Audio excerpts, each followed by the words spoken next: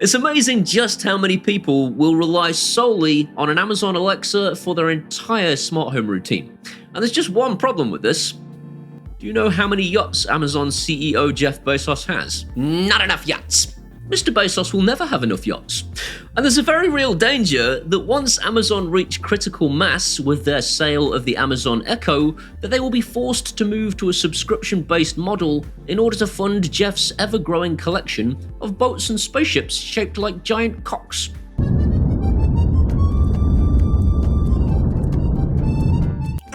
Turn the lights off. You do not have enough credits to perform that action. Locking all doors for your security. Is it just me or is it too cold in here? Setting fire to the kitchen in 10, 9, 8. 2 months ago, Insteon and iHome went bust, leaving 1.3 million customers with a bunch of shiny doorstops. Because this is the danger of buying smart home technology that is cloud-based. And it's not like every cloud-based device is one day going to die. I use loads of them myself because some of them are just way too cool and there's no way around it. But we can mitigate some of that risk by localizing as many of those devices as possible using a smart home hub capable of localizing them. So today's video compares the only two reasonably priced solutions that can take cloud-based devices and localize them in your house. And I'm going to tell you the advantages and the disadvantages of both.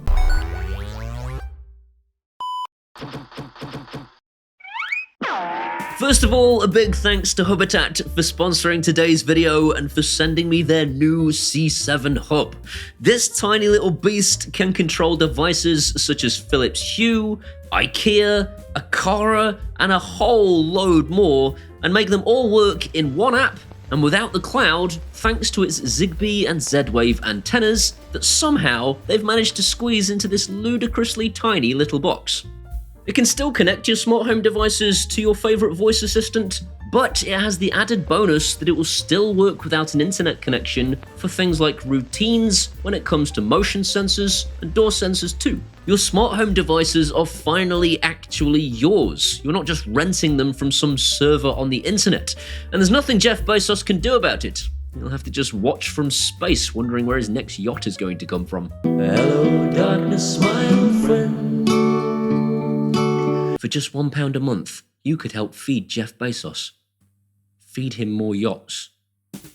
The other challenger in today's video is a far more DIY-based solution called Home Assistant. And unlike Hubitat's ready-built system, Home Assistant is a build-it-yourself solution that you install onto a Raspberry Pi and then find an attractive housing for it. In my case, the most attractive housing ever made.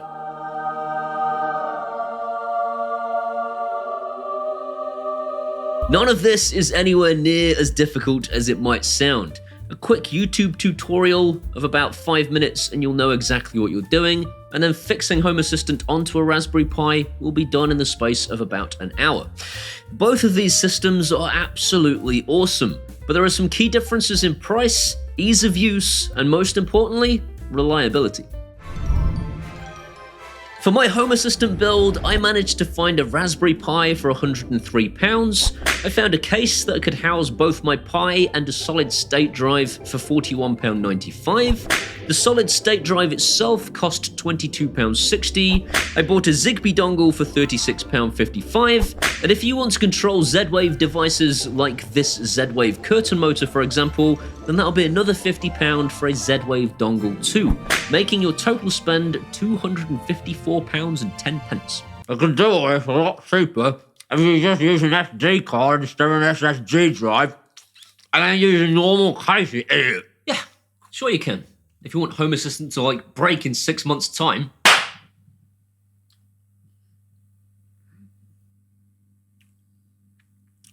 Bit much. Don't install Home Assistant on an SD card. I made that mistake. Home Assistant dies. The Hubitat C7 achieves the exact same results in a much smaller footprint. It has both Zigbee and Z-Wave built into its tiny little box, and with delivery only costs £116.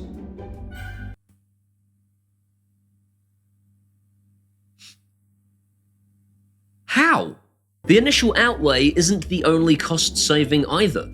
Home Assistant requires a subscription of £5.17 per month if you want to be able to use your devices when you're out of the house, and if you want to use it with She That Should Not Be Named or Google Home. Hubitat, entirely free. That's not true! Paul Hibbert is an idiot, and Home Assistant could do this entirely for free! It is perfectly simple! All you have to do is create an Amazon AWS account, an Amazon developer account, create your very own Amazon skill, create a Home Assistant access token in Home Assistant, create a port firewall rule to convert port 443 to port 8173, and then enable your Alexa skill! You could buy a Hubitat and not do any of that. Listen, you can do it in Home Assistant, but it requires an awful lot of patience and skill. And there are going to be so many comments going, "No, it's so easy!" It's not easy! It's not flipping easy! Either way, this thing's cheaper. Winner, Hubitat. Listen, I hate to threaten you with this, but we've been together long enough now, and if you don't press the subscribe button, Amber Heard will come to your house and do a grumpy on your bed. Are you really not going to press it? Yes, Amber Heard? Yep, we've got another one. Yes, just like Johnny Depp. Grumpy on his bed. Done it now. Whichever way I swing it, Home Assistant wins this round.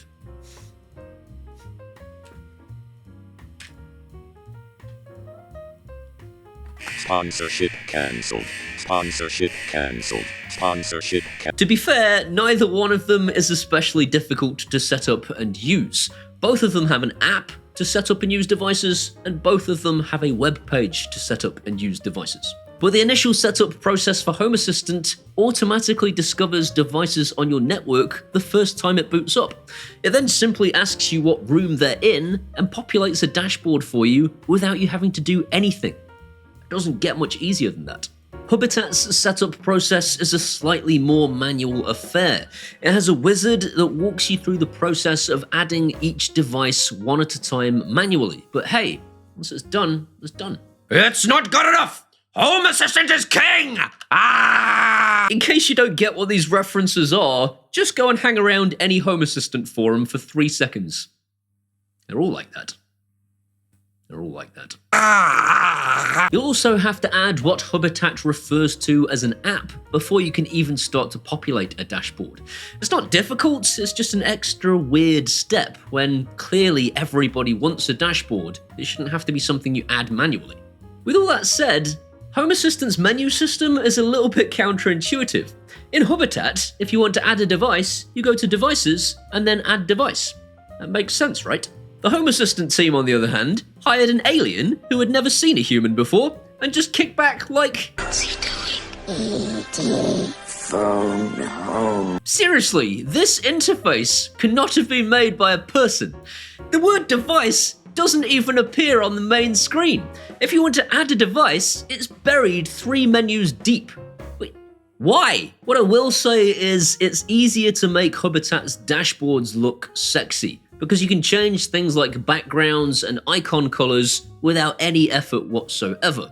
And I think this is an important point of note if you plan to hang a dashboard on your wall. But despite some odd menu choices, I think Home Assistant is easier to get started with, and the UI for the most part makes a little bit more sense, in my personal opinion. I gotta give this one to Home Assistant. Winner, Home Assistant. For creating automations, I think I have to call this one a draw. In under 1 minute, I can create a rule in Hubitat that says, when I click this switch from Aqara, toggle the Aqara light bulb on or off. It's a simple case of selecting the trigger device, telling Hubitat what the trigger is, and then choosing the devices that should be affected by that trigger, and then what those devices should do. Home Assistant's automations are equally as powerful and just as easy to get your head around. It's not straightforward, it's not like it is in If This Then That or when creating a routine with Amazon, but that's because there is so much more that you can achieve, and it's one of the benefits of owning one of these systems. both are equally awesome. It's a draw.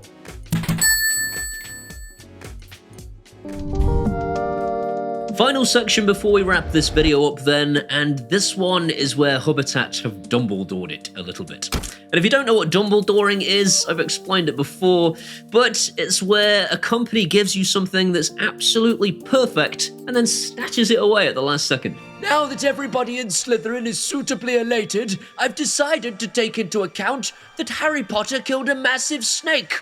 And I'm now awarding a bunch of points to them and declaring Gryffindor the winners instead. I'm sure this won't cause any hurt feelings or bitter rivalries amongst the 8-year-olds I've just deliberately disappointed. Sorry, Malfoy, you little sh**. You see, both platforms are completely open, which is awesome. It means that if Hubitat hasn't created an integration for something, the community could create that integration instead. A good example is my Tado thermostat. My Tado thermostat and radiator valves don't have an official integration, but the community created one, and all I had to do was copy some text out of a web page in the forum and then paste it into Hubitat's menu system, and voila, it all worked. This is genius, but unfortunately there is an elephant in the room. For Hubitat, the community have not written a driver for Toya Smart Life to work locally or for Broadlink. I can do both of these things in Home Assistant, and I personally am quite reliant on those things. If you're starting your smart home for the first time, this might not be an issue for you. Just don't buy Toya Smart Life Wi-Fi devices. Buy the Zigbee equivalents instead, because the Toya Zigbee stuff will work directly with Hubitat's Zigbee antenna. It's just the Wi-Fi stuff that's the problem. And for me personally, I could really do with Broadlink working too. So I have to give this category to Home Assistant, because with a little effort, with a lot of effort, I can make Toya Smart Life and Broadlink work locally within Home Assistant. Can't do it in Hubitat. So Home Assistant wins, right? Because I need Toya Smart Life and Broadlink personally. Well, no, you're forgetting one thing. Home Assistant is a Tamagotchi. Well, if you don't give it personal attention 24/7, it shits itself and dies. If you're starting out for the first time and you're not interested in controlling infrared devices, it's Hubitat all the way. It's cheaper, it's subscription free, and it's reliable. Just buy Zigbee and Zwave devices and never look back. Home Assistant, on the other hand, has a broader range of device compatibility. And if you like to tinker about with stuff, it'll keep you busy. It's certainly a hobby. I'm stuck with Home Assistant for now because I need the infrared devices. And I've spent an awfully long time getting it set up already. But if you're new to the market and you're thinking about getting a smart home setup, Hubitat is probably a better solution for you if you're not interested in infrared devices and if you're not interested in Apple HomeKit support. Because Apple HomeKit is another thing that Hubitat can't do. It's rubbish! It's not made by Apple or one of our partners that we've charged an exorbitant fee to. Isn't that right, Lord Vader? Stop buying it, Lord Vader! As usual, there are links in the description as to where you can pick up all of the devices featured in today's video, including my Home Assistant setup if you want it. I hope you've enjoyed today's video. If you have, please give it a thumbs up. That'll tell YouTube's algorithms it was a good video and more people should see it. If you want to see some more of this guy, hit that subscribe button and ding that bell. If you ding the bell, it lets YouTube know that you want to be notified when I upload videos. These incredible people here are my patrons from Patreon, and without them, there would be no video. I would be working in a call center. I would still be doing that for a living. You can do that at either Patreon or buy me a one-off beer at PayPal, and either way, I will genuinely love you forever. These are my Facebooks and my Twitters and my Instagrams and my TikToks too. Come and hang out there and we can be best friends. See you next time. 9, 8, 7, 6.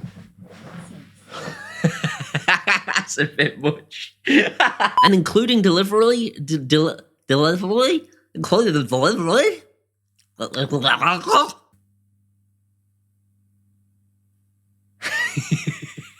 Yep, just like Johnny Depp.